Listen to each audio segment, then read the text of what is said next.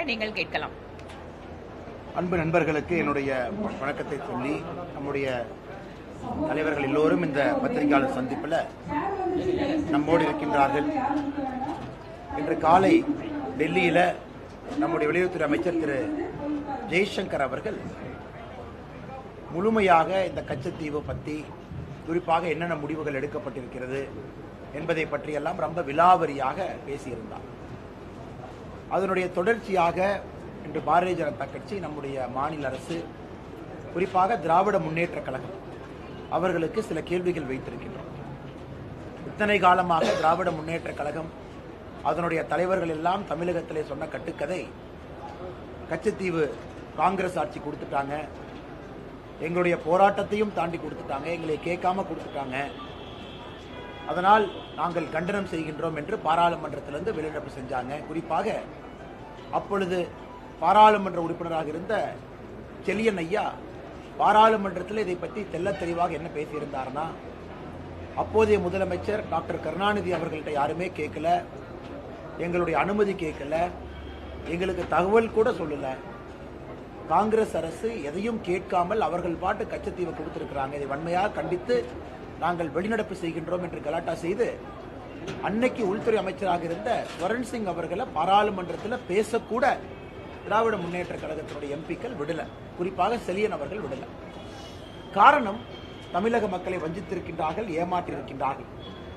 ஆனா இன்னைக்கு கச்சத்தீவு சம்பந்தமாக பெறப்பட்ட ஆவணங்கள், ஆர்டிஐ மூலமாக பெறப்பட்ட ஆவணங்களை ஒரு முறை படிக்கும் பொழுது மிக தெளிவாக அன்னைக்கு நம்முடைய வெளியுறவுத்துறை செயலாளர் கேவல் சிங் அவர்கள், director historical division BK Basu அவர்களோடு இணைந்து கலைஞர் கருணாநிதி அவர்களை secretariat conference room Fort Saint George மெட்ராஸில் 19 ஜூன் 1974 காலையில் 11 மணிக்கு சந்திக்கிறாங்க. அந்த சந்திப்பு 1 மணி நேரம் செல்கிறது.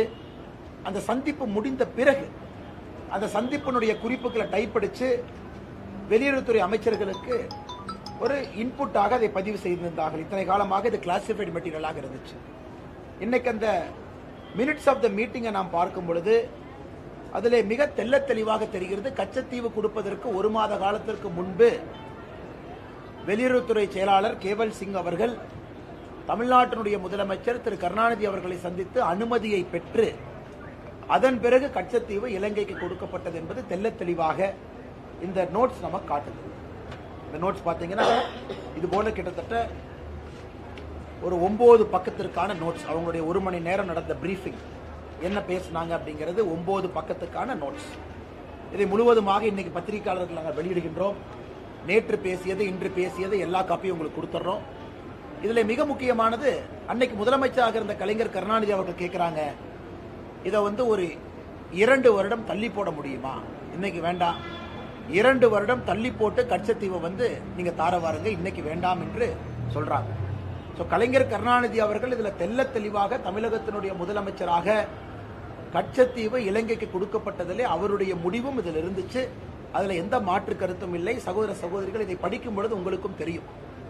அதன் பிறகு நம்முடைய கருணாநிதி அவர்களோடு தமிழகத்தினுடைய சீஃப் செக்ரட்டரி, தலைமைச் செயலாளர் சபாநாயகம் அவர்கள் இருந்தாங்க. அந்த மீட்டிங்ல கொஞ்ச நேரம் கழிச்சு ஹோம் செக்ரட்டரி அம்பரோஸ் அவங்க ஜாயின் பண்ணாங்க. அப்ப கூட கச்சத்தீவுக்கு நடுவில், குறிப்பாக அந்த ஃபிஷிங் லைனை கச்சத்தீவுக்கு சென்ட்ரல்ல கொண்டு வர முடியுமா அப்படின்னு பேச்சுவார்த்தையில் நடந்துச்சு. ஆனா கடைசியாக கருணாநிதி அவர்கள் கச்சத்தீவு காங்கிரஸ் அரசு இலங்கைக்கு கொடுப்பதில் சம்மதம் தெரிவித்தது மட்டுமில்ல, சின்ன விதமாக நான் போராட்டம் நடத்திக்கிறேன், இதை நான் லோக்கல்ல ஹேண்டில் பண்ணிக்கிறேன், இதை பொலிட்டிக்கல் இஷ்யூ வரும்பொழுது நான் பார்த்துக்கிறேன், அந்த அளவுக்கு கருணாநிதி அவர்கள் அன்னைக்கு வெளியுறவுத்துறை செயலாளர் திரு கேவல் சிங் அவர்கள்ட்ட பேசியிருக்காங்க. ஆனால் இன்னைக்கு பாரதிய ஜனதா கட்சி நாங்கள் கேட்கக்கூடிய கேள்விகள், முதல் கேள்வி, அதாவது காங்கிரசும் திராவிட முன்னேற்ற கழகமும் 1974 கச்சத்தீவை திட்டமிட்டு சதி செய்துதான் இலங்கைக்கு கொடுத்திருக்கின்றார்கள். இதிலே திராவிட முன்னேற்ற கழகத்தினுடைய முழு பங்களிப்பு இருக்கு. இன்னைக்கு வெளியுறவுத்துறை அமைச்சர் திரு ஜெய்சங்கர் அவர்கள் சொன்னது போல 21 முறை தமிழகத்தினுடைய முதலமைச்சர் நாடகத்திற்காக கடிதம் எழுதுறாங்க, கச்சத்தீவை மீட்டு தாருங்கள், கச்சத்தீவை மீட்டு தாருங்கள் என்று. அன்னைக்கு தமிழகத்தினுடைய முதலமைச்சர் கலைஞர் கருணாநிதி அவர்கள் கச்சத்தீவு கொடுப்பதற்கு சம்பந்தம் இல்லை என்று சொல்லி இருந்தால் கச்சத்தீவு மத்திய அரசு கொடுப்பதற்கு வாய்ப்பே இல்லை, கொடுத்திருக்க மாட்டாங்க. ஆனா அவருக்கு பொலிட்டிக்கல் கம்பல்ஷன், பொலிட்டிக்கல் காரணம், அதற்காக சம்மதம் கொடுத்துவிட்டு 21 முறை வெளியுறவுத்துறை அமைச்சர் திரு ஜெய்சங்கர் அவர்களுக்கு கடிதம் எழுதியிருக்கின்றார்கள். இது எங்களுடைய முதல் கேள்வி. அப்பனா உங்களுடைய பங்களிப்புதல இருந்திருக்கு. இன்னைக்கு தமிழகத்தினுடைய மீனவ சொந்தங்கள், குறிப்பாக ராமநாதபுரம் பகுதியில் கச்சத்தீவு கொடுத்த பிறகு இந்தியாவினுடைய ஜியோகிராபிக்கல் பவுண்டரி எல்லை சுருங்கி இருக்கிறது. அதற்கு காரணம் மாபெரும் துரோகம் செய்தது காங்கிரசும் திராவிட முன்னேற்ற கழகமும். இரண்டாவது, காங்கிரஸ் திமுக இருவரும் எப்பொழுதெல்லாம் சேருகின்றார்களோ அப்பொழுதெல்லாம் இந்தியாவினுடைய பகுதி ஏதாவது கொடுக்கப்பட்டிருக்கும். குறிப்பாக காங்கிரஸ் தனியாக இருந்தபொழுது அக்ஷய் சின், அருணாச்சல் பிரதேசில் ஒரு பகுதி, இதையெல்லாம் காங்கிரஸ் அவர்கள் கொடுத்திருக்கின்றார். திமுக சேர்ந்த பொழுது கச்சத்தீவை கொடுத்திருக்கிறாங்க. இந்திய இறையாண்மையின் மீது திராவிட முன்னேற்ற கழகத்திற்கு நம்பிக்கை இருக்கிறதா? இல்ல 1960 பேசின அதே பேச்சை தான் அவங்க பேச போறாங்களா? இதெல்லாம் இந்தியாவுடைய ஜியோகிராபிக்கல் பவுண்டரியா தான் பார்க்கறாங்களா என்பதை திராவிட முன்னேற்ற கழகம் மறுபடியும் தெளிவுபடுத்த வேண்டிய அவசியம் இருக்கு. மூன்றாவது, இன்னைக்கு ஆழ்கடல்ல நடக்கக்கூடிய எல்லா பிரச்சனைகளுக்கும் காரணம் திராவிட முன்னேற்ற கழகம் மட்டும்தான், வேறு யாரும் இல்லை. 2014 முன்பு நூற்றுக்கணக்கான மீனவர்கள் சுடப்பட்டு கொல்லப்பட்டதற்கும் திராவிட முன்னேற்ற கழகம் தான் தார்மீக பொறுப்பேற்க வேண்டும். 2014 பிறகு இருக்கக்கூடிய பிரச்சனைகளுக்கும் திராவிட முன்னேற்ற கழகம் தான் பொறுப்பேற்க வேண்டும்.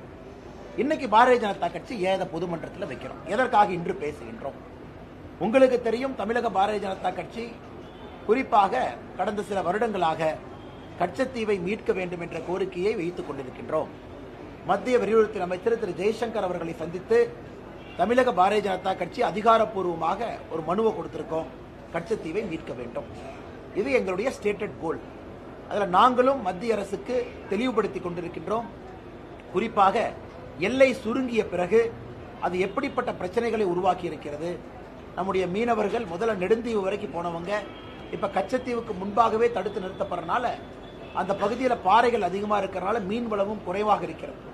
அதனால் நம்முடைய மீனவர்கள் இன்டர்நேஷனல் பார்டருக்கு பக்கத்தில் போனாவே இலங்கை நேவி அவங்க கைது பண்றாங்க. இதற்கெல்லாம் ஒரு பெர்மனன்ட் சொல்யூஷன் என்பது கச்சத்தீவு திரும்ப நம்முடைய நாட்டு கைக்கு வர வேண்டும். அது மட்டும் இல்லாம ஆர்டிகல் 6 அதன்படி தமிழக மீனவர்கள் கச்சத்தீவில் போய் வலைய போடலாம், உலர்த்தலாம், அங்கே கச்சத்தீவில் இருக்கலாம், ஆனா தங்கக்கூடாது என்கின்ற ஆர்டிகல் 6 கூட இந்த அக்ரிமெண்ட்டுக்கு பிறகு ஒரு வருடம் கழித்து அதையும் கூட காங்கிரஸ் ஆட்சி ஃபாரின் செக்ரட்டரி லெவல் கொழும்புல இந்தியாவில் 2 ஃபாரின் செக்ரட்டரி இணைந்து ஆர்டிகல் 6 வாபஸ் வாங்கிட்டாங்க. அதன் பிறகு முழுமையாக கச்சத்தீவு என்பது இலங்கைக்கு சென்று விட்டது. ஆனால் இன்றைக்கு எங்களுடைய நோக்கம் திராவிட முன்னேற்ற கழகத்தினுடைய போலி முகத்திரையை மக்கள் மன்றத்திலே அம்பலப்படுத்த வேண்டும். எந்த அளவுக்கு சதி வேலையை செய்துவிட்டு கிட்டத்தட்ட இதே ஸ்டோரியை கடந்த 45 வருடங்களுக்கு மேலாக கச்சத்தீவு எங்களை கேட்காம கொடுத்துட்டாங்க, எங்கிட்ட அனுமதி கேட்கல அப்படின்னு தம்மாதுமான் பார்லிமெண்ட்ல எல்லாம் குதிச்சு இது ஏதோ காங்கிரஸ் செய்த சதி போல் பேசிக் கொண்டிருக்கின்றார்கள். ஆனால் இன்று நம் அனைவருக்கும் தெரியும், இந்த கச்சத்தீவை தாரை வார்த்தது காங்கிரஸ் மட்டுமல்ல, திராவிட முன்னேற்ற கழகம் சேர்ந்து செய்திருக்கக்கூடிய சதி. கடைசியாக பத்திரிகை நண்பர்கள் அந்த கேள்வியை கேட்பீங்க, கச்சத்தீவை திரும்ப இந்தியா எப்ப கொண்டு வரும்? இதற்கான பதில் இன்னைக்கு வெளியுறவுத்துறை அமைச்சர் திரு ஜெய்சங்கர் அவர்கள் டெல்லியில் நடந்த பத்திரிகையாளர் சந்திப்பில் தெரிவிச்சிருக்கிறாங்க. என்ன சொல்லியிருக்கிறாங்க? அதாவது இந்த பிரச்சனையை தீர்ப்பதற்கு என்னவெல்லாம் சொல்யூஷன் டேபிள் இருக்கோ எல்லாவற்றையும் நம்முடைய மத்திய அரசு ஆராய்ந்து கொண்டிருக்கின்றார்கள். அதற்கு மேல் ஒரு மாநில தலைவராக பாரதிய ஜனதா கட்சி ஏன்னா ஆட்சியில் இருக்கும், இதற்கு மேல் நாம் பேச விரும்பவில்லை. ஏன்னா அந்த ball is in central government's court. குறிப்பாக இன்னைக்கு வெளியுறவுத்துறை அமைச்சர் சொன்ன பதிலே போதுமான பதில். டேபிள் மேல் இருக்கக்கூடிய எல்லா சொல்யூஷனும் ஆராய்ந்து கொண்டிருக்கின்றோம். இதனுடைய அடிப்படை என்னன்னா, தமிழகத்தினுடைய மீனவ சொந்தங்கள் பாதிக்கப்படக்கூடாது, அதற்காக எல்லா ஆங்கிளையும் பார்த்துக்கிட்டு இருக்கோங்கிறாங்க.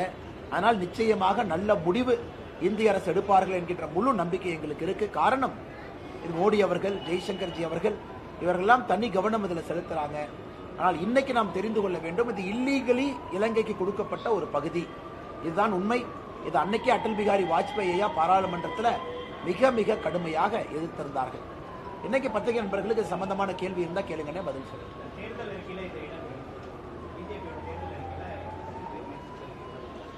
அண்ணா, தமிழக பாரதிய ஜனதா கட்சியினுடைய தேர்தல் அறிக்கையில் இது இடம்பெறும். காரணம், இது எங்களுடைய ஸ்டேட்டட் கோலுங்க. 2 ஆண்டுகளாகவே இதை பற்றி பேசிக் கொண்டிருக்கின்றோம். அதிகாரப்பூர்வமாக பத்திரிகை செய்தி குறிப்பில் இருக்கு. இதை போய் வெளியுறவுத்துறை அமைச்சரை சந்தித்து எங்களுடைய மூத்த தலைவர் அண்ணன் பொன் ராதாகிருஷ்ணன் அவர்கள் தலைமையில் ஒரு குழு வெளியுறவுத்துறை அமைச்சரை சந்தித்து கிட்டத்தட்ட அரை மணி நேரத்திற்கு மேல பேசி அபிஷியலாகவே தமிழக பாரதிய ஜனதா கட்சி சார்பாக கொடுத்திருக்கின்றோம். கச்சத்தீவு மறுபடியும் திரும்ப கொண்டு வர வேண்டும் என்று.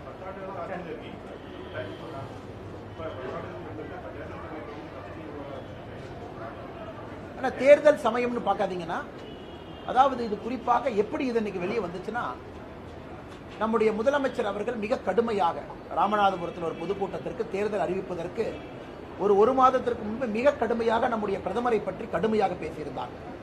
நான் லெட்டர் எழுதினேன், கச்சத்தீவே வரல, நாங்கள் துரோகிகள் அல்ல, கச்சத்தீவை எங்களுக்கு தெரியாம கொடுத்தாங்க, அதுன்னு பேசியிருந்தாங்க ராமநாதபுரத்தில் மீனவர்கள் சபையில். அதன் பிறகுதான் உண்மையாலும் இது என்னன்னு கண்டுபிடிக்கணும், திராவிட முன்னேற்ற கழகத்தினுடைய பங்கு என்ன இருக்கு. ஒரு பக்கம் நாம சொல்லியிருக்கோம், நாம் எலெக்ஷனுக்காக கையில் எடுக்கல, 2 வருட காலமாகவே சொல்லிக் கொண்டிருக்கின்றோம் கச்சத்தீவை திரும்ப கொண்டு வரணும். இன்னைக்கு சொல்றதா அன்னைக்கு சொல்றதுதான். முதலமைச்சர் பேசிய பிறகு இதுல என்ன இருக்கு, என்ன நடந்திருக்குது என்று கண்டுபிடிப்பதற்காக ஆர்டிஐ மூலமாக அப்ளை செய்யப்பட்ட பொழுது இதெல்லாம் பொதுவெளியில் இல்லாத டாக்குமெண்ட்.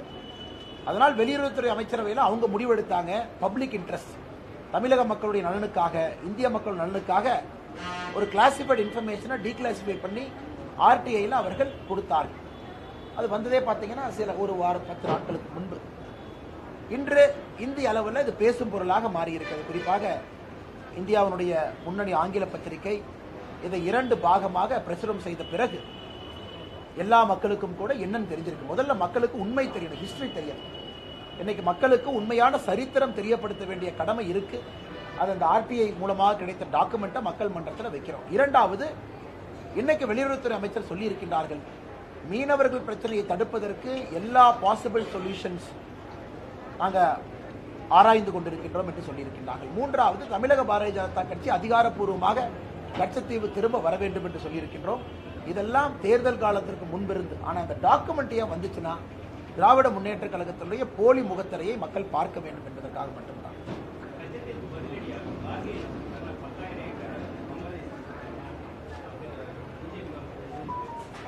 அண்ணா ஓகேண்ணா, அதாவது இந்த 1974 இந்தியா 2-3 அக்ரிமெண்ட் போட்டு, இந்த கச்சத்தீவு சமயத்தில் பார்த்தீங்கன்னா அப்பொழுதும் பங்களாதேஷோடு 2-3 அக்ரிமெண்ட் நம்ம போட்டோம். இந்த பங்களாதேஷும் நமக்கு இருக்கக்கூடிய பிரச்சனை பார்த்தீங்கன்னா, இந்த பங்களாதேஷ்குள்ள அன்கிளேவ்ஸ் இருக்கும். அதாவது இந்திய பகுதி பங்களாதேஷ் எல்லைக்குள்ள இருக்கு. அந்த எல்லைக்கு நீங்கள் போக வேண்டும் என்றால் பங்களாதேஷ் எல்லைக்குள்ள போய் இந்திய பகுதிக்கு போகணும். இதை ஆன்கிளேவ்ஸ் என்று சொல்வார்கள். இது அப்புறம் இது முதல்ல இருந்தே பிரச்சனை இருந்துச்சு. 1974 கொஞ்சம் பகுதி பங்களாதேஷுக்கு கொடுக்கப்பட்டது. அதன் பிறகு பங்களாதேஷனுடைய சில பகுதியும் நம்ம கிட்ட பவுண்டரி ஷேரிங்ல அந்த கன்ஃபியூஷன் இருந்துச்சுக்கணும். அதனால் இன்னைக்கு நம்முடைய அரசு வந்த பிறகு யாருக்கும் எந்த பிரச்சனையும் இல்லாம பங்களாதேஷுக்குள்ள போறதற்கு போய்தான் இந்தியன் பார்டருக்கு போக முடியுங்கிற நிலைமை எல்லாம் இன்னைக்கு எடுத்து, குறிப்பாக நமக்கும் பங்களாதேஷுக்கும் இந்த கங்கை நதி அதோடைய ஃபரூக்கா பேரேஜ் அப்படிங்கிற ஒரு பிரச்சனை நமக்குள்ள இருந்துச்சு. அதற்கு இன்னைக்கு தீர்வு நாம் கண்டுபிடித்திருக்கின்றோம். நமக்கும் பங்களாதேஷுக்கும் இருந்த பவுண்டரி தீர்வை கண்டுபிடிச்சிருக்கோம். அதனால் மரியாதைக்குரிய காங்கிரசினுடைய தலைவராக இருக்கக்கூடிய மல்லிகார்ஜுன் கார்கே அவர்கள் சரித்திரம் தெரியாம பேசுறாங்க. இது இந்தியாவுடைய பகுதியை எந்தவித பிரதிபலனும் இல்லாம கொடுத்துருக்கு. அதாவது nothing in return from Sri Lanka, இலங்கையிலிருந்து ஒரு பைசா கூட நமக்கு லாபம் இல்லை. இதனால இந்திய மீனவர்கள் இலங்கை கடற்பகுதிக்கு வரலாம், மீன் பிடிக்கலாம், கொடுங்க, அது வேற. இலங்கை பகுதி வரைக்கும் வரலாம், வேற. இந்தியன் ஃபிஷர்மேன் ரைட்ஸ் எவ்வளவு லைசன்ஸ் கொடுக்குறோம், அது வேறங்கன்னா எதுவுமே இல்லாம இந்தியாவுடைய நிலப்பரத்தை கொடுத்து இந்தியாவுடைய பவுண்டரியை சுருக்கி ஆர்டிகல் 6 கச்சத்தீவு வரை செல்ல அனுமதி இருந்த ஆர்டிகல் 6ஐயும் எடுத்திருக்காங்க. அதனால் மரியாதைக்குரிய மல்லிகார்ஜுன் கார்கே அவர்களுக்கு தெரியும், இதுவும் அதுவும் ஒன்றல்ல. இது இந்தியாவுடைய இறையாண்மையை கேள்விக்குறியாக்கி இருப்பது ஜூன் 1974 காங்கிரஸ் அரசு செய்த செயல். அமைச்சர் ஜெய்சங்கர் 2 நாடுகளுக்கு இடையே நடந்த பொதுவெளியில் சொல்லியிருக்காரு. ரகசிய காப்பு பிரமாணத்தை மீறி அவர் செயல்பட்டுருக்காரு. இதனால் பதவிகள் சொல்லி தமிழ்நாடு காங்கிரஸ் தலைவர் செல்வ பெருந்தகை அவர்கள் முதல்ல கொஞ்சம் ஹிஸ்டரி கத்துக்கணும். இது எப்படி ஜெய்சங்கர் அவர் சொன்னார், இது ஃபர்ஸ்ட் நான் தான் சொன்னேன். ஒரு தனி மனிதனாக இந்தியாவுடைய குடிமகனாக இருக்கக்கூடிய நான், ஒரு கட்சியினுடைய உறுப்பினராக இருக்கக்கூடிய நான் சொல்றேன். அதன் பிறகு இது பத்திரிகையில வருது. எப்படி ஜெய்சங்கர் அவங்க சொல்றாங்க? ஜெய்சங்கர் அவர்கள் அமைச்சரா இருக்கிறாங்க. பத்திரிகையில இந்த செய்தி வந்த பிறகு, அதுவும் ஆர்டிஐல இந்தியாவுடைய குடிமகன், நீனும் போடலாம், நானும் போடலாம், வானதி அக்காவும் போடலாம், அண்ணனும் போடலாம், யாரு வேணாலும் போடலாம். அதன்படி கிடைக்கப்பட்ட ஒரு டாக்குமெண்டேஷன். அந்த டாக்குமெண்டேஷன் என்னுடைய கைக்கு எப்பங்க வந்துச்சு? கைக்கு வந்த தேதியிலிருந்து 12/3/2024 கைக்கு வந்த தேதியிலிருந்து இது பொதுவெளியில் இருக்கக்கூடிய சொத்து. 12/3/2024 பொதுவெளியில் இருக்கக்கூடிய சம்பந்தப்பட்ட சொத்து. அதை ஜெய்சங்கர் அவர்கள் என்று பேசியிருக்கிறார். ஜெய்சங்கர் அவர்கள் தான் எடுத்திருக்கக்கூடிய எந்த இன்னைக்கு பாருங்க, காங்கிரஸ்காரங்க பொதுமக்கள் முன்னாடி வந்து தமிழக மக்கள் முன்னாடி கை கட்டி நமஸ்காரம் பண்ணி அப்பாலஜி கேட்க செய்த தவறுக்காக ஒரு மீனவ சொந்தங்களை போய் இன்னைக்கு வந்து அவங்க வந்து மன்னிப்பு கேட்கணும். திமுகவையும் கூட கூட்டிட்டு போய் தேர்தல் பிரச்சாரத்தை நிறுத்திட்டு அடுத்த 10 நாட்கள் வெறும் மன்னிப்பு பிரச்சாரம் மட்டும்தான் காங்கிரசும் திமுக நடத்துறாங்க. அந்த அளவு கொடுமையாக செய்துவிட்டு எதுவும் தெரியாமல் காங்கிரசுடைய மாநில தலைவர் அவருடைய தேசிய தலைவரை போல பேசினா என்ன பதில் சொல்லுங்க? 2015 ஒரு ஆர்டிஐல வந்து சென்ட்ரல் கவர்மெண்ட் வந்து no land nothing was ceded to Sri Lanka. So இப்போ வந்து they say that yes we ceded some land. So is there not a discrepancy? Madam, I don't see any discrepancy, madam, because now after this document is declassified now, we know for a fact that this was not a deal that was done legitimately. Meaning 1968 the Indian Prime Minister Madam Indira Gandhi and her counterpart from Sri Lanka Senanayaka ji both met. Even then there was a lot of questions over why the meeting happened on Katchatheevu. Now the document, as you are yet to read this, madam, once you read it after the press conference as a very reputed reporter, you will clearly understand that including the Attorney General and our senior bureaucrats and the Ministry of External Affairs, they are very clear. India has a clear legal right over Katchatheevu. Despite all their file notings, they were overruled. And this Katchatheevu was given without any quid pro quo. So, we have to understand, madam, Katchatheevu was clearly till 1948. It was given by East India Company under the Jamindari rights to Raja of Ramanathapuram from 1875 to 1948.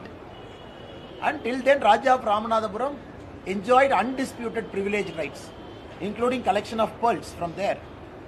And the duty and everything was paid only to the Madras Presidency. Now, after 1948 only, the Ceylon government started raising objections saying that Katchatheevu is part of the Dutch map. At that point of time, when Dutch were invaders in Sri Lanka, they were ruling. So they marked a small dot called some name in Dutch. They say it belongs to us. Now clearly, if you go through all the motions, we can very clearly see, even for Kalaignar Karunanidhi, during the argument presented by the Foreign Secretary, he said that Chinese influence, because of Chinese influence, we have to cede Katchatheevu. There are a lot of oils around Katchatheevu, we got to take it. And all those reasons they have given. What about oil now? After 40 years, is anybody talking about oil near Katchatheevu? So all these things were created alibi just to make sure that Congress was hell-bent on doing it. So I don't see any discrepancy. Maybe today after this document, then you should ask Government of India their official opinion about Katchatheevu.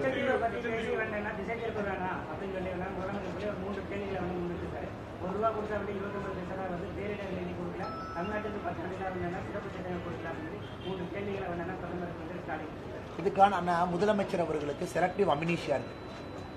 அவர் அப்பப்ப வானதி ஸ்ரீனிவாசன் அக்கா அவர்கள், நிர்மலா சீதாராமன் அவர்கள், நம்முடைய மூத்த தலைவர்கள்லாம் பதில் சொல்லிட்டே இருக்காங்க. அதை கேட்க மறந்துடுறாரு, இல்லை கேட்டால் அவருக்கு புரியறதில்லை. அதாவது முதலமைச்சர் என்ன சொல்றாருன்னா, கோபாலபுரம் அரசு போடக்கூடிய பட்ஜெட்டில் பட்ஜெட்டரி கிராண்டா வர்றது மட்டும்தான் கணக்கு. இன்னைக்கு 45 லட்சம் விவசாயிகளுக்கு வருடத்திற்கு 6000 ரூபாய் வருது. கேஸ் சப்சிடி 400 ரூபா 300 ரூபா வருது. இதையெல்லாம் சேர்த்தக்கூடாதா? அதையெல்லாம் சேர்த்த மாட்டாங்களாமா? ஏன்னா அது மோடி ஐயா நேரடியாக கொடுக்கறதா.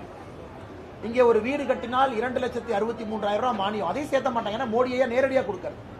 ஸோ வங்கி கணக்குக்கு மோடி ஐயா ஒரு ஏர்போர்ட் கட்டுறாங்க பாரத பிரதமர் அவர்கள் திருச்சியில், அந்த பணத்தை சேர்த்திக்க மாட்டாங்க. பாரத பிரதமர் நரேந்திர மோடி அவர்கள் இங்க ஒரு போர்ட் கட்டுறாங்க, அந்த பணத்தை சேர்த்திக்க மாட்டாங்க.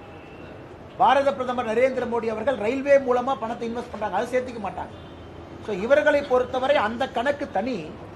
எங்களுக்கு பட்ஜெட்டரி சப்போர்ட்டா என்ன வந்திருக்கோ அதை மட்டும்தான் எடுத்துக்கொள்வோம் என்று சொல்வது முட்டாள்தனமான வாதம்.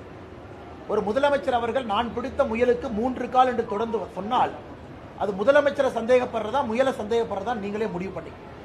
இதை நிர்மலா சீதாராமன் அவர்கள் மிக தெளிவாக சென்னையில் இன்க்ளூடிங் நம்பர்ஸோட பேசி டைரக்ட் டாக்ஸேஷன், இன்டைரக்ட் டாக்ஸேஷன் எல்லாம் பேசிய பிறகு முதலமைச்சர் அவர்கள் திரும்ப திரும்ப இதையே பேசிக் கொண்டிருக்கார். 33 மாதமாக அவர் செஞ்ச சாதனை என்னன்னு நான் கேட்கிறேன். அவர் செஞ்ச சாதனையை சொல்லட்டும். எதுவுமே செய்யாம 1960 அரசியலை கையில் எடுத்து சுத்திட்டு இருக்காங்க. இரண்டாவது, தமிழ்நாட்டுக்கு கொடுத்த சிறப்பு திட்டங்கள் என்ன? ஒரு திட்டமே சிறப்பு திட்டம் தான். எத்தனை திட்டங்கள் வந்திருக்கிறது? 10,76,000 கோடி ரூபாய் தமிழகத்துக்குள்ள வந்திருக்கு. 15 அரசு மருத்துவ கல்லூரி வந்திருக்கு. திமுக இதுவரை 5 முறை ஆட்சியிலிருந்து உருவாக்கிய அரசு மருத்துவக் கல்லூரியை விட பாரதிய ஜனதா கட்சி இந்த 10 ஆண்டுகள்ல அரசு மருத்துவக் கல்லூரி தமிழகத்திலே உருவாக்கி இருக்கின்றோம். அதே போல ஒரு போர்ட் எடுங்க, உள்கட்டமைப்பு எடுங்க, ஏர்போர்ட் எடுங்க, எல்லா வசதியிலும் அடித்தட்ட பாருங்க, சாதாரண மக்களுக்கு கொண்டு வரக்கூடிய திட்டங்களை பாருங்க. எங்களை பொறுத்தவரைக்கும் எல்லா ஸ்பெஷல் திட்டம் தான். முதலமைச்சர் அவர்களுக்கு 50,000 கோடி ஒரு திட்டம் போட்டா தான் இவங்க தனியா டெண்டர் கமிஷன்லாம் கொடுக்கணும்னு நினைச்சாங்கன்னா அந்த மாதிரி ஸ்பெஷல் திட்டம்லாம் தேவையில்லை. மக்களுக்கு 10,76,000 கோடி முத்ரா கடன் தமிழக நம்பர் 1. இன்னைக்கு நம்ம கோயம்புத்தூர்ல இருக்கிறோம், மாவட்டத்தில் நம்பர் 1. 2 லட்சம் கோடி ரூபாய் முத்ரா உள்ள நம்ம வாங்கியிருக்கோம். இது ஸ்பெஷல் திட்டம் இல்லையா? இந்தியாவில் நம்பர் 1 இருக்கும். இது ஸ்பெஷல் திட்டம் இல்லையா? அதனால் முதலமைச்சர் அவர்கள் கேட்கிற கேள்விக்கு பதில் சொல்லணும். அதாவது எதற்காக நீங்கள் எங்களை கேட்காம கச்சத்தீவை கொடுத்தாங்க? எதுக்கு சொன்னாங்க? அவருடைய பாராளுமன்ற உறுப்பினர் பாராளுமன்றத்திலிருந்து எதுக்கு வெளிநடப்பு பண்ணாங்க? அவங்க வெளிநடப்பு செய்த போது பேசின பேச்சு என்ன? ஆனா இன்னைக்கு உண்மை வெளிவந்த பிறகு முதலமைச்சர் அவர்கள் தான் திசை திருப்ப முயல்கின்றாரோ தவிர உண்மையைத்தான் நாங்கள் மக்கள் மன்றத்திலே வைக்கின்றோம். ஆனா கொஞ்சம் சத்தமா சொல்லுங்க. சாரி.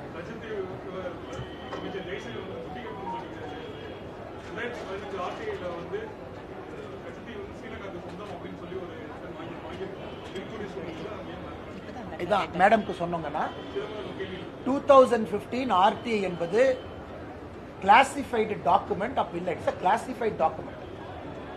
உதாரணத்துக்குங்கன்னா ஆர்டிஐ செக்ஷனுக்கு அது போகுது, அவங்க பப்ளிக்லி அவைலபிள் டாக்குமெண்ட்டை வச்சு ஒரு ரிப்ளை கொடுக்குறாங்க. அதுதான் நடந்தது. அதான் மேடம்க்கு சொன்னேன். இன்னைக்கு 12/3/2024 பொதுவெளியில் வரக்கூடிய டாக்குமெண்ட் இது இன்னைக்கு பொதுவெளிக்கு வருது. அதன் பிறகு நீங்க கேள்வி கேட்குங்கிறத நான் சொல்றேன். ஏன்னா இன்னைக்கு தான் ஒரு புதிய செய்தியை வெளியே வைக்கிறோம். ஆனா கிளாசிஃபைட் டாக்குமெண்ட்னா உதாரணத்திற்கு இதுல கலைஞர் கருணாநிதி அவங்க கேட்பாங்க அந்த வெளியுறவுத்துறை செயலாளர்கிட்ட, யாருக்கெல்லாம் அது தெரியும்?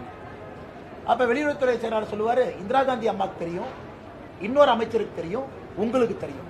நம்ம 3 பேருக்கு மட்டும்தான் அது தெரியும், வேற யாருக்குமே தெரியாது. அப்படித்தான் முடிவு எடுக்கப்பட்டிருக்கிறது. காங்கிரஸ் கட்சியில பிரதமருக்கும் ஒரு அமைச்சருக்கும், அதன் பிறகு தமிழகத்தில் நம்முடைய முதலமைச்சராக இருந்த கலைஞர் கருணாநிதி அவர்கள். கலைஞர் கேட்கிறாங்க, எதிர்கட்சி தலைவருக்கு தெரியுமா? நாங்க எதிர்கட்சி தலைவருக்கு சொல்லல, பிரைம் மினிஸ்டர் சொல்ல வேண்டாம்னு சொல்லிட்டாங்க. அப்படித்தான் முடிவு எடுக்கப்பட்டது. அதனாலதான் இது பேரு கிளாசிஃபைட் டாக்குமெண்ட். இன்னைக்கு இது டீக்ளாசிஃபை ஆயிருக்கு. சோ இன்றிலிருந்து தான் புதிய இன்ஃபர்மேஷனே பொதுவெளிக்கு வருதுங்கன்னா. So now there should be a permanent solution to fishermen and we need Katchatheevu carry. So whatever solution the central government now proposes, do you expect full support from the state? Madam, they are duty bound to give support, madam, because they have created this problem. And Modi ji is trying to solve this problem. Who created it, ma'am? They created it. And we still remember, Madam Sushma Swaraj ji had to come all the way to Ramanathapuram, pacify our fishermen when they started protesting. When their kith and kin started getting arrested in the high seas. These are the early parts of our government. And even during Vajpayee Ayya's government. Now gone are the days. Now you are seen shooting happening at very high level in the high sea. Now all those things have happened, all those ruckus have happened, and DMK brazenly lying till now about the status of Katchatheevu. Now we believe Article 6 reinstatement step 1, whereby the Tamil Nadu fishermen can go till Katchatheevu, put their fishing nets, and taking back Katchatheevu. Even Nehruji said Katchatheevu is a small little piece of island with no value. So that is how Congress sees Katchatheevu. That is Nehruji's position. No value.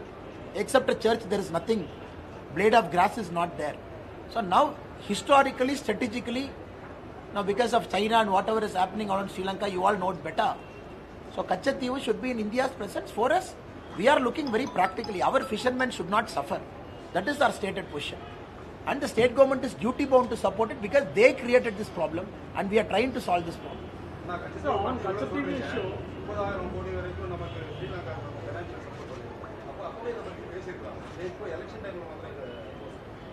ஆனால் 1948 குறிப்பாக இந்த file நோட்டிங்கில் ஆரம்ப பகுதியை பார்த்தீங்கன்னா 1948 இலங்கை முதலாக கேட்குறாங்க, கச்சத்தீவு எங்களுக்கு வேணும்.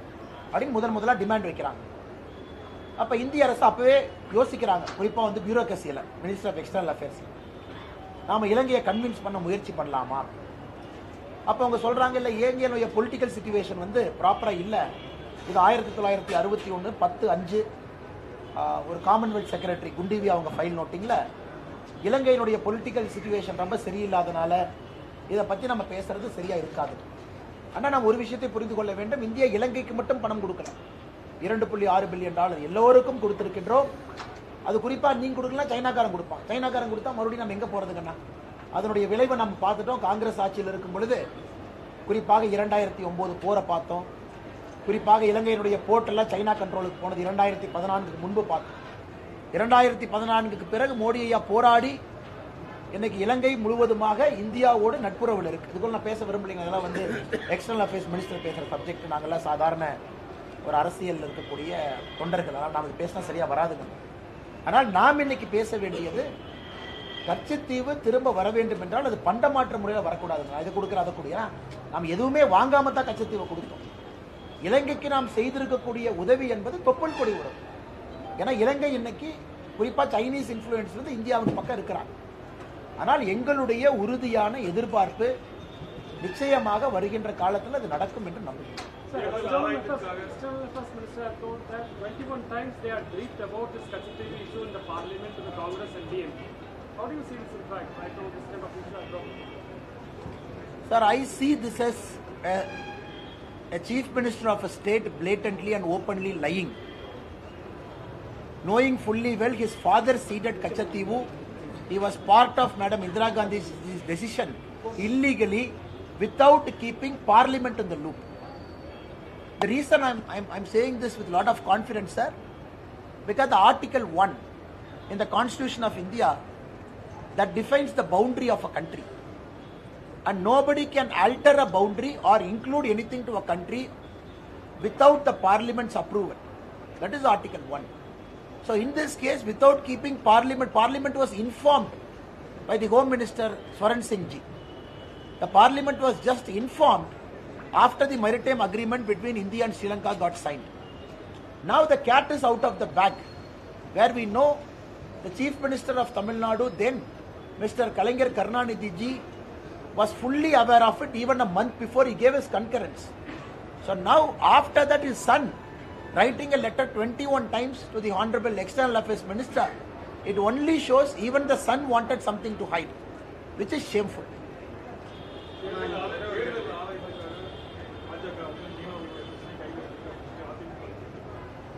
இதுல என்ன தேர்தல் ஆதாயம் நான் கேட்கிறேன்.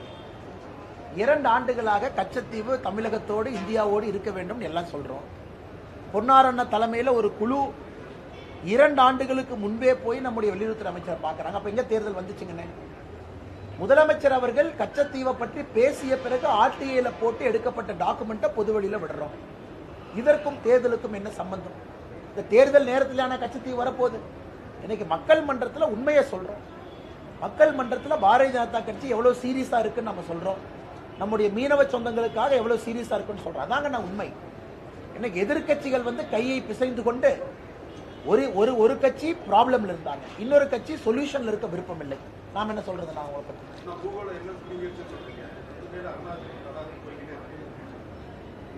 போகலையே இல்லைங்க. அருணாச்சல் எங்க போயிருக்கு, லடாக் எங்க போயிருக்கு, எங்க போயிருக்குன்னா எங்க போயிருக்கு, எங்க எங்க போயிருக்கு, எங்க போயிருக்கு, எங்க போயிருக்கு? 1960 காலகட்டத்தில் நடந்த வார்ல சைனாவோடு அக்ஷாய் சின்ன கொடுத்தோம் அபிஷியலா. அதை இன்னைக்கு சைனீஸ் ஆக்குபைடு காஷ்மீர்னு பேர் வேற வச்சிருக்கோம். அதே போல அருணாச்சல கொடுத்தோம். இன்னைக்கு தவாங்குள்ள ஒரு பகுதி, இன்னைக்கு தவாங்குள்ள இந்தியாவுக்குள்ள இருக்கக்கூடிய தவாங்குக்கு போனாவே அங்கே இருக்கக்கூடிய சைனா பிரச்சனை பண்றாங்க. இன்னைக்கும் ஸ்டேபிள் விசா கொடுக்கறாங்க. இதெல்லாம் யார் செய்ததுங்கன்னா காங்கிரஸ். அதாவது இந்தியாவுடைய வரைபடத்தை ஃபுல்லா ஆல்டர் பண்ணி எல்லா பகுதியும் கொடுத்திருக்காங்க. நாம் வந்த பிறகு நிறைய பீக்க கிளைம் பண்ணிருக்கோம். இல்லீகலாக யாரெல்லாம் வந்து நம்முடைய இடத்தை, குறிப்பா அக்ரெசிவ் சைனா பெரிய பெரிய பீக் எல்லாம் வின்டர் காலத்தில் பிடிக்கணும்னு நினைக்கிறாங்க. அதை நம்முடைய வீரர்கள் போராடி ஒரு இடமாக நாம் மீட்டுக் கொண்டிருக்கின்றோம். ஆமாம், நமக்கும் சைனாவுக்கும் பிரச்சனை இருக்கு. காரணம், சைனாவும் அக்ரெசிவா இருக்கிறாங்க, அந்த இடத்தை எடுக்கணும்னு நினைக்கிறாங்க. நாமளும் அக்ரெசிவா இருக்கோம், அந்த இடத்தை நமக்கு வச்சிருக்கணும்.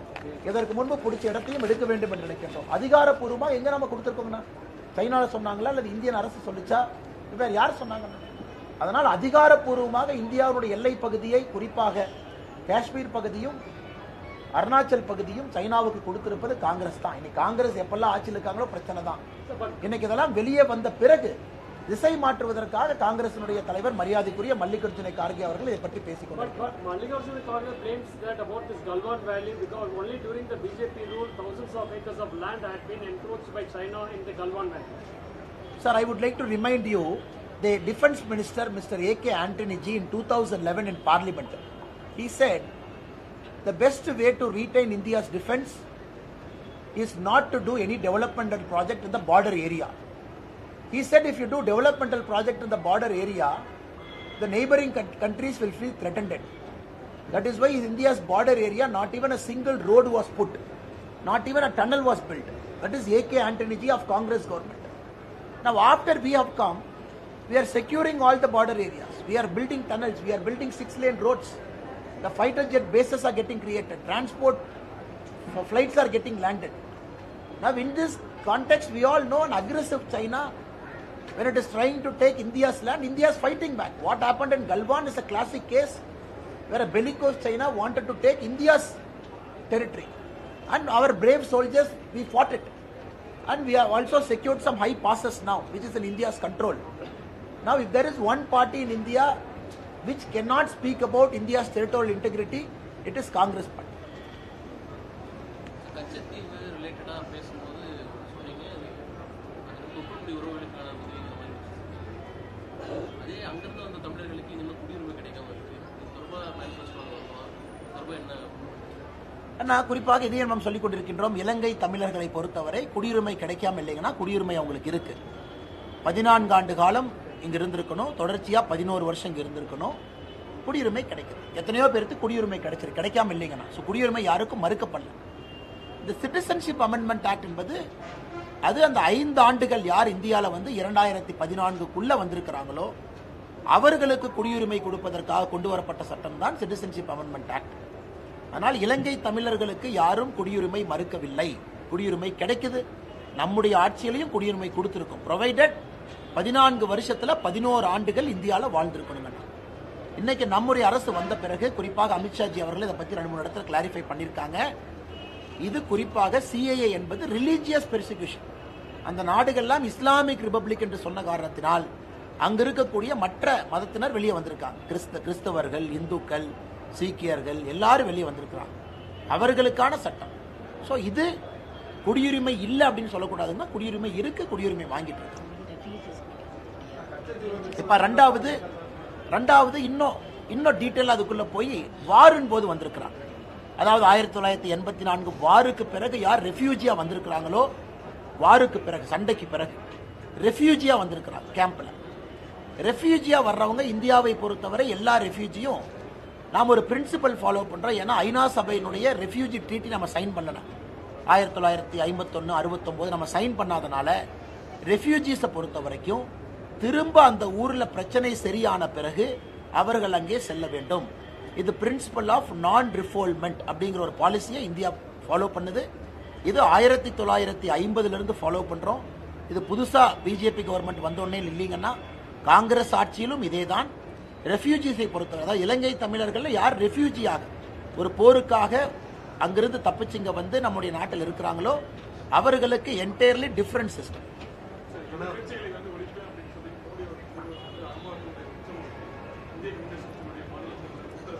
எதிர்கட்சிகளை ஒழிப்பேன் எங்க சொல்லலையாங்கண்ணா? எங்க மோடி எதிர்கட்சிகளை ஒழிப்பேன் என்று சொன்னாங்க? எங்கேயுமே சொன்ன. அதாவது காங்கிரஸ் முக்த் பாரத் அப்படின்னு பிரதமர் சொன்னாங்க. அதாவது காங்கிரஸ் இல்லாத இந்தியா. அது என்ன அர்த்தங்கண்ணா? காங்கிரஸ் இந்தியாவிலே எங்கேயும் ஆளக்கூடாது என்பது எங்களுடைய நோக்கம். காங்கிரஸினுடைய சித்தாந்தம் ஆட்சியில இருக்கக்கூடாது என்பது எங்களுடைய நோக்கம். அதுக்காக காங்கிரஸ் கட்சி இருக்கக்கூடாதுன்னு யாராச்சும் கிளம்பி இருக்கிறாங்கன்னா இல்லையே. அதனால் எதிர்கட்சிகள் இந்தியாவை ஆளக்கூடாது, காரணம் இந்தியாவை ஆளுவதற்கு தகுதி இல்லை என்பதைத்தான் பிரதமர் சொல்லிக் கொண்டிருக்கின்றார்களோ தவிர எதிர்கட்சியை ஒழிப்பேன் நீங்க சொல்லலையா? கட்டப்பட்ட மேம்பாலம் கமிஷனுக்காக கட்டப்பட்டது அப்படின்னு சொல்லி குற்றச்சாட்டு சொன்னீங்க. இருக்கக்கூடிய மேம்பாலம் பயனுள்ள சொல்லியிருக்கீங்க. உங்களுடைய வாக்குறுதியில் 7 இடத்துல மேம்பாலங்கள் கட்டப்படும். ஆனால் குறிப்பாக நீங்கள் பார்த்தீங்கன்னா இன்னைக்கு எங்கேயெல்லாம் மேம்பாலங்கள் கட்ட வேண்டுமோ 1 கிலோமீட்டர் 2 கிலோமீட்டர் 3 கிலோமீட்டர் கோயம்புத்தூருக்குள்ள மேம்பாலங்கள் தேவை. சயின்டிஃபிக்காக டிராஃபிக்கை டீகன்ஜஸ்ட் பண்ணுறதுக்கு. இன்றைக்கி நாங்கள் போயிருந்தோம், சத்தி ரோட்டில் அந்த பிரச்சனை இருக்குது, கணபதி ரோட்டில் பிரச்சனை இருக்குது, அங்கெல்லாம் பார்த்தீங்கன்னா பிரச்சனைகள் இருக்குது, மக்களுடைய கோரிக்கை. ஆனால் 17 கிலோமீட்டர் 18 கிலோமீட்டர் மேம்பாலத்தை நான் கட்டுவேன். குறிப்பாக அது இதே இதை ரொம்ப சிம்பிளாக சால்வ் பண்ண முடியும், 3 அடுக்கில் சால்வ் பண்ண முடியும், மல்டிபிள் டிராஃபிக்கை கொண்டு வர முடியும். அதனால் ஓய்வையை பொறுத்தவரை அன்சைன்டிஃபிக்காக மேம்பாலம் கட்ட வேண்டும் என்பதற்காக மேம்பாலம் கட்டுவது வேறு, மேம்பாலம் வேண்டும் என்பதற்காக மேம்பாலம் கட்டுவது வேறு. நான் மேம்பாலங்கள் இருக்கக்கூடாதுன்னு எங்கேயும் சொல்லிக்கலாம். கோயம்புத்தூரில் கட்டப்பட்ட நிறைய மேம்பாலங்கள் தேவையில்லாத மேம்பாலங்கள் கமிஷனுக்காக கட்டப்பட்டது என்று தான் நான் சொல்லுவேன்.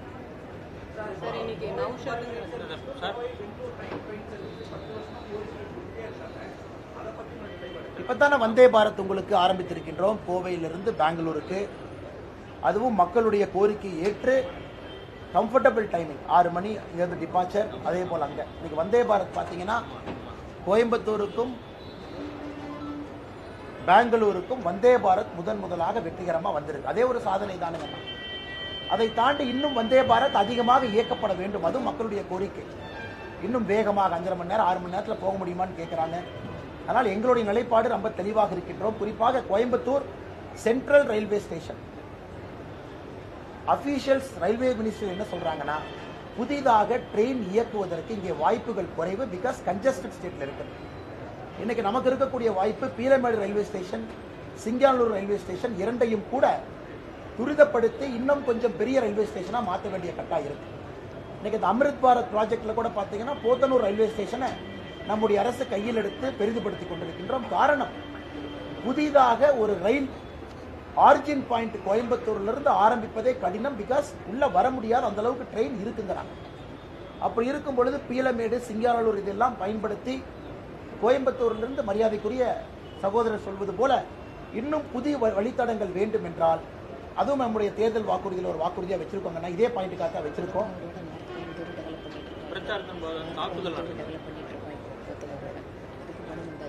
நார்த் கோயம்புத்தூர் வானத்தேக்கா சொல்றது, நார்த் கோயம்புத்தூரும் போத்தனூரும் அமிர்த் பாரத் ரயில்வே ஸ்டேஷன் ஸ்கீம்ல டெவலப் ஆயிட்டு இருக்கு. காரணம், டிராபிக்கை டீகன்ஜஸ்ட் பண்ணணும். நாங்கள் புதுசாக ப்ரப்போஸ் பண்ணியிருப்பது பீலமேடையும் சிங்கானூரையும் தரம் உயர்த்த வேண்டும் என்றும் சொல்லுகிறோம்.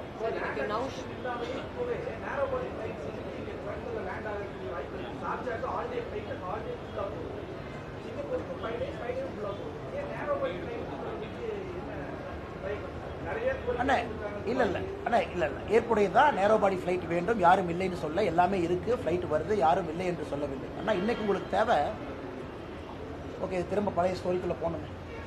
இன்னைக்கு நம்முடைய பிரச்சனை என்ன, கோடு ஷேர் கேட்கணும். கோடு ஷேர் எல்லாமே மறுபடியும் நான் காங்கிரஸ் ஆட்சி வம்புக்கு நினைக்காது. 2004 14 வரை இருக்கும் பொழுது குறிப்பாக மிடில் ஈஸ்டுக்கு ஒரு சர்வீஸ் போடுறீங்கன்னா அது ரெசிப்ரோக்கல் அக்ரிமெண்ட். அதாவது 360 சீட் ஒன் வேனா மிடில் ஈஸ்ட் 360 சீட் ஆப்போசிட் வே கொடுப்பாங்க. அப்போ ஜெட் ஏர்வேஸ், நான் கம்பெனி பேரில் எடுக்க விரும்பல, பிரபுல் பட்டேல் அவங்க எல்லாம் அன்னைக்கு ஏவியேஷன் மினிஸ்டராக இருந்தாங்க. அதன் பிறகு நிறைய பிரச்சனைகள் அங்கே நடந்துச்சு. அதன் பிறகு அது சுப்ரீம் கோர்ட் வரைக்குமெல்லாம் போச்சு, இந்த ரூட் ஸ்கீம் எல்லாம் போச்சு. அதுக்குள்ள நான் போக விரும்பலீங்கன்னா.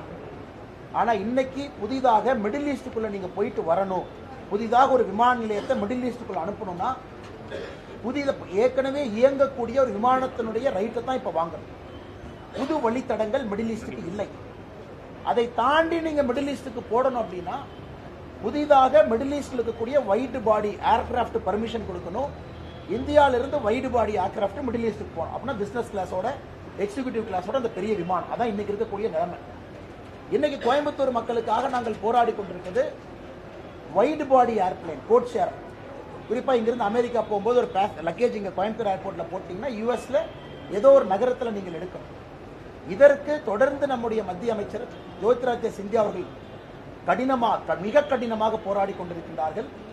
குறிப்பாக இந்த கோடு ஷேர் அக்ரிமெண்ட்டை கொண்டு வர கோயம்புத்தூர்ல இருந்து outwards more towards Middle East. ஏன்னா சிங்கப்பூருக்கு இன்னைக்கு விமானம் இருக்கு. இரண்டாவது, கோயம்புத்தூரை பொறுத்தவரை இன்னைக்கு இது பேசஞ்சர் ஹேண்ட்லிங் கெப்பாசிட்டி ரொம்ப குறைவா இருக்கு. இன்னைக்கு இருக்கக்கூடிய வளர்ச்சிக்கும் இன்னைக்கு இருக்கக்கூடிய பேசஞ்சர் இன்ஃப்ளோக்கும் கோயம்புத்தூர் விமான நிலையம் ஒரு சிறிய விமான நிலையம். இதில் வந்து ஹேண்டில் பண்ண முடியாது, ரொம்ப கன்ஜஸ்டடாக இருக்கும். ஒரு லாஞ்சிலிருந்து உள்ளே போய் பாருங்க, கம்ஃபர்டபுளாக யாரும் வந்துட்டு போக முடியாது. அதற்காகத்தான் ஏர்போர்ட் எக்ஸ்பான்ஷன் வேண்டும். இதை 10 ஆண்டு காலமாக பேசிக் கொண்டிருக்கின்றோம். கடைசி 87 ஏக்கரை மாநில அரசு கொடுக்காம யாரும் நம்பங்க மேடம்.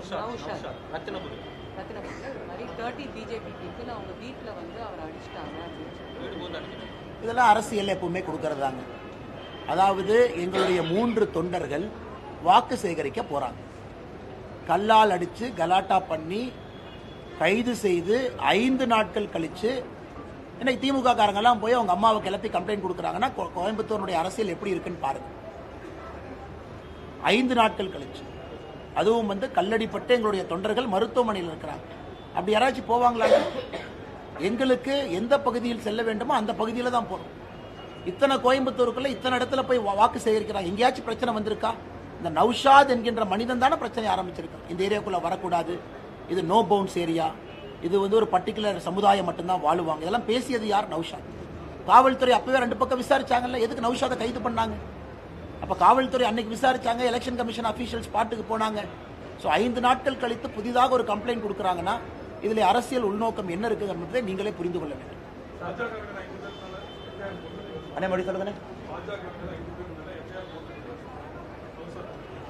பொய் கேஸ்னா அதெல்லாம் பார்த்துக்கலானே. 5 நாள் கழிச்சு கைது பண்ணி ஜெயிலில் வச்சதுக்கு அப்புறம் 5 நாள் கழிச்சு ஒரு புது கம்ப்ளைண்ட்டை கொடுத்தா திமுக காரர் இது பின்னாடி இருக்கான். இதை விட என்னென்ன சொல்றது, அதெல்லாம் பார்த்துக்கலாம்.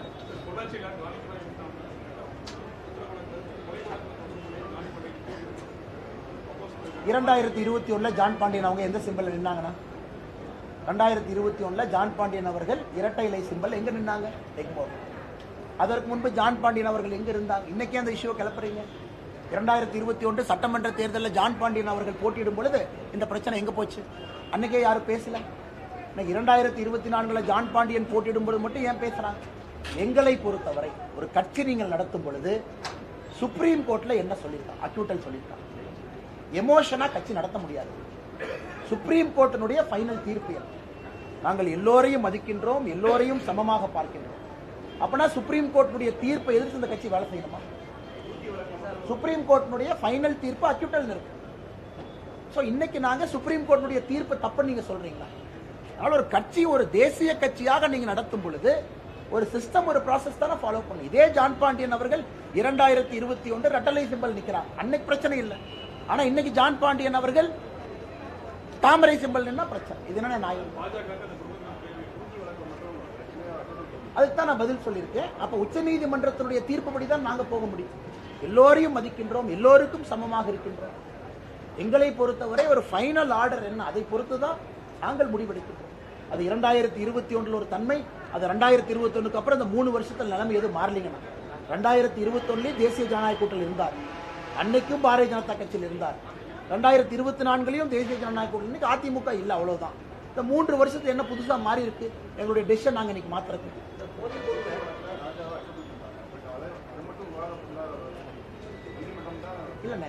ஸ்பெஷல் சிபிஐ கோர்ட்ல அப்பீல் இருக்குல்ல, இது சுப்ரீம் கோர்ட்டுடைய ஃபைனல் தீர்ப்பு இல்ல. சுப்ரீம் கோர்ட்டுடைய ஃபைனல் தீர்ப்பு இல்ல, ஃபைனல் தீர்ப்பு.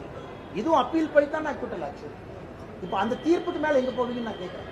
இன்னைக்கு ராஜா அவர்களுக்கு உச்சநீதிமன்றம், சுப்ரீம் கோர்ட் ஃபைனலா இவர் நிரபராதின்னு சொல்லிட்டு உங்க வாதத்தை நான் ஏத்துக்கிறேன். ஏன்னா அதான் ஹையஸ்ட் லேண்ட் இருக்கக்கூடிய கோர்ட். நான் சுப்ரீம் கோர்ட்டுடைய தீர்ப்பை குறிப்பிடுறேன். நான் வந்து ஒரு ட்ரையல் கோர்ட்டுடைய தீர்ப்பை குறிப்பிடுறேன். ஏன்னா ட்ரையல் கோர்ட்டுடைய எல்லா தீர்ப்பும் இன்னைக்கு அப்பீல் இருக்கு. இன்னைக்கு ஸ்பெஷல் சிபிஐ கோர்ட்ல ட்ரையல் போயிட்டு. நான் சொல்வது இந்தியாவுடைய ஃபைனல் கோர்ட் சுப்ரீம் கோர்ட்ல இருக்கக்கூடிய ஃபைனல் தீர்ப்பு. அதுக்கு மேல அப்பீலுக்கு நான் எங்க போவேன்னு நான் கேட்கிறேன்.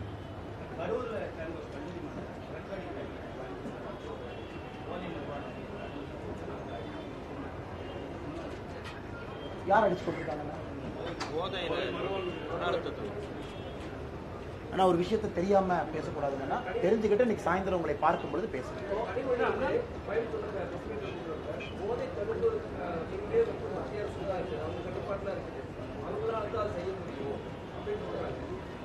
ஆனா என்டிபிஎஸ் சட்டம், எனக்கு பிரச்சனை என்னன்னா, இந்த திமுக அரசியல்வாதிகிட்ட பேசி பேசிய மூளை மழுங்குது. என்டிபிஎஸ் சட்டம் யாருக்கு அதிகாரம் கொடுக்குது? ஒரு லோக்கல் ஸ்டேஷன் ஹவுஸ் ஆபீசருக்கு அதிகாரம் கொடுக்கும். ஒரு சப் இன்ஸ்பெக்டர் ஆக்ஷன் எடுக்கலாம், டிஒஎஸ்பி ஆக்ஷன் எடுக்கலாம். சூப்பர்டென்ட் ஆஃப் போலீஸ் ஆக்ஷன் எடுக்கலாம். அப்ப NDPS சட்டத்தை திருத்திடுமா?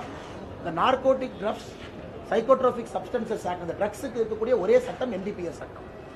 அது மாநில அரசுக்கு அதிகாரம் கொடுக்கிறது. இங்க இருக்கக்கூடிய காவல்துறை அது செயல்படுத்துறதுக்கு தான் காவல்துறைக்கு இருக்கு. அதனாலதான் தமிழ்நாடு அரசுலயே காவல்துறையில ஆன்டி ட்ரக் செல் வச்சிருக்காங்க. கனிமொழி அவர்கள் ஏதாச்சும் உளறாங்கன்னா எப்படி அதுக்கு நான் பதில் சொல்றேன்? Sir, regarding this Katchatheevu fisherman issue right now, you earlier stated that the DMK should be responsible for all the death and the killing of fishermen in the sea, as well as which has been killed by Sri Lanka. With this situation, are they not the citizens of India? Why not the government of India make Sri Lanka accountable for all these deaths? Sir, you have to understand, now whichever death has happened, even now when a boat gets seized, picked up, each boat has got a GPS which gets submitted in Sri Lankan court. If the driver is coming for the second time, different punishment. Driver, different punishment. I am not going to get into it, sir. I will not get into these matters. Now we have to understand the point what I am trying to make. After you have reduced the area of Katchatheevu, your boundary has shrunk. Until then you are going beyond what is so-called the international boundary of India now. So that is what I am arguing. Since you have shrunk the boundary, so whatever has happened in that boundary, it is DMK that is responsible, which is officially a Sri Lankan boundary now. No, I am asking about the killing of fishermen by the Sri Lankan Navy. In fact, why not they become the accountable for all these killings? Correct, sir. Every time a killing happens, it is a matter of dispute between two countries. The other country will say, I have entered my boundary, so I have taken the recourse to shooting to stop you despite my warning. That is the other country's argument. Our argument is you are within our boundary. So that is why the matters are in court. That is why we fight it out. But you say that DMK should take responsibility for Naturally, they should take. Anna, very simple, Anna. This is the boundary, initial boundary. You reduce the boundary here. You have given this boundary to Sri Lanka. So whatever has happened here, who is responsible? It is Sri Lanka. Okay. நன்றி. அண்ணா இதை வந்து இப்போ scan பண்ணி குரூப்பில் போட்டுருவோங்கண்ணா. நீங்கள் எல்லாத்துக்கும் அனுப்பிச்சுங்க.